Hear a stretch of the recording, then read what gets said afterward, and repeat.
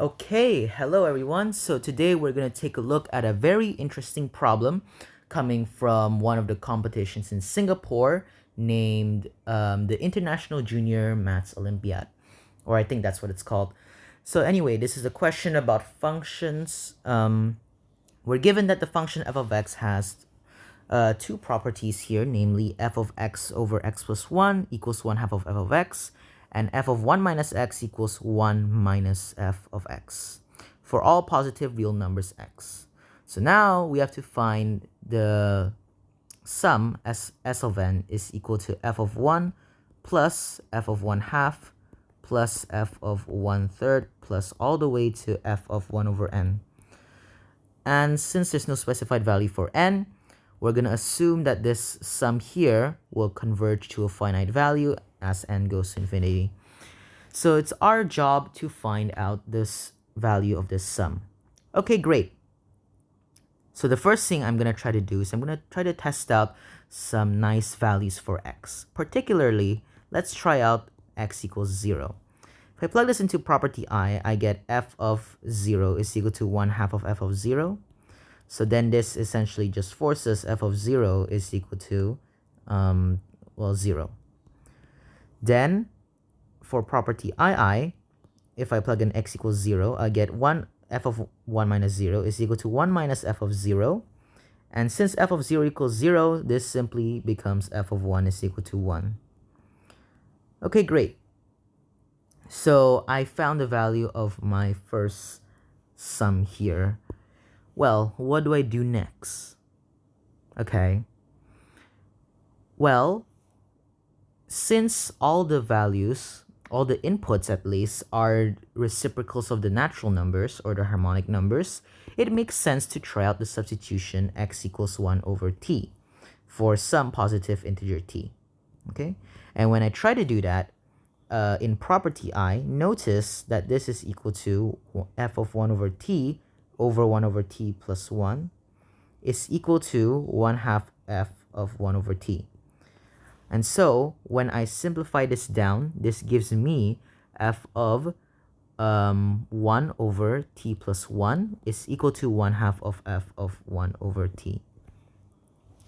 Okay, great. So we have this sort of recurrence relation. And let's try some nice values out for t. So if t equals 2, let's try t equals 1 first. If t equals 1, I get f of 1 half equals 1 half f of 1, which is equal to 1 half. When t equals 2, I get f of 1 to the power 1 over 3 is equal to 1 half of f of 1 half. And since f of 1 half is 1 half, this is just 1 over 4. T equals 3 yields me f of 1 over 4 equals 1 half of f of 1 over 3, which is 1 half times 1 over 4, which is 1 over 8, and so on and so forth. So by now you might have noticed a pattern. If you have f of 1 half is equal to 1 half, f of 1 over 3 is equal to 1 over 4, f of 1 over 4 is equal to 1 over 8, so on. And notice, okay, and now observe that these are just the reciprocals of the powers of 2. So this is 1 over 2 to the power of 1, this is 1 over 2 squared, this is 1 over 2 cubed. So therefore, we can generalize this function, and we can make a claim that f of 1 over n is equal to 1 over 2 to the power of n minus 1, because the power is always 1 less than the denominator. Okay?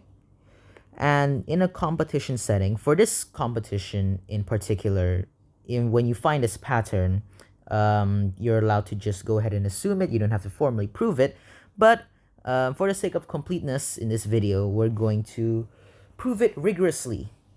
So our claim then is that f of 1 over n equals 1 over 2 to the power of n minus 1 for n is a positive integer.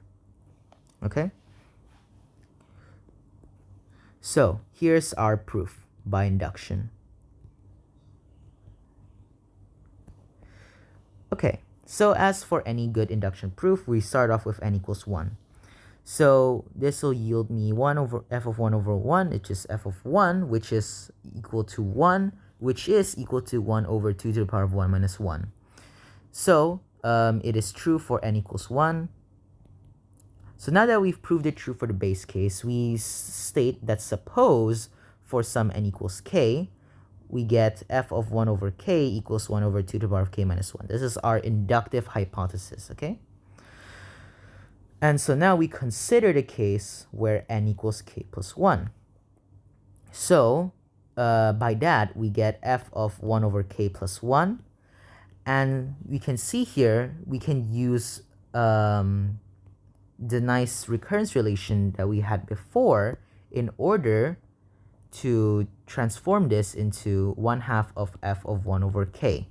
And now we can use our inductive hypothesis.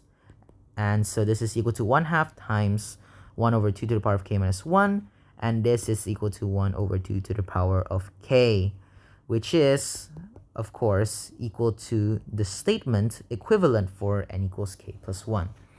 So therefore, we have proved that if it is true for n equals k, it implies that it is non-true for n equals k plus 1. So by induction, we have just proved that our claim is true. Okay, great. So now that we have proved this claim, we are essentially done. All we have to do now is notice that s of n, which is equal to f of 1 plus f of 1/2 plus ... plus f of 1 over n. This is simply just going to be equal to 1 plus 1/2 plus 1 over 4 plus 1 over 8, all the way to 1 over 2 to the power of n minus 1. And so this sum does have a finite value as n does converge to a finite value as n trails off to infinity, because this right here is just the sum of the reciprocals of the powers of 2. And so this is a well-known sum that has a value that it converges to, which is exactly 1. So therefore, s of n is just 1 plus 1, which is 2. So yeah, that's the answer, or that's the solution to our problem. All right, very cool, nice functional equation, not too hard, but yeah, that's it.